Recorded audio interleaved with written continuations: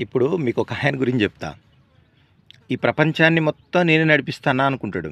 అన్ని పార్టీలని నేనే గెలిపిస్తున్నా అనుకుంటాడు. ఆయనే పీకే ప్రశాంత్ కిషోర్. ఆయన సొంత రాష్ట్రమైన బీహార్‌లో పార్టీ పెట్టిండు. పార్టీ పెట్టి ఒక్క సీటు కూడా గెలవలే. అర్థమవుతుందా? నేను సౌత్ ఇండియా నేనే నడిపిస్తున్నా, నార్త్ ఇండియా నేనే నడిపిస్తున్నా అని గొప్పలు చెప్పుకునే ప్రశాంత్ కిషోర్‌కి ఎదురు దెబ్బ తగిలింది. సొంత రాష్ట్రం బీహార్‌లో ఒక్క సీట్ అంటే ఒక్క సీటు కూడా ఇయ్యలే ప్రజలు. ఓకేనా?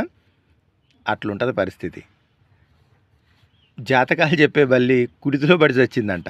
సప్త సముద్రాలు దాటి పిల్ల కాలువలో పడి చచ్చినట్టు ప్రశాంత్ కిషోర్ ప్రజల నాడి తెలుసుకోవడం అంత ఈజీ కాదు.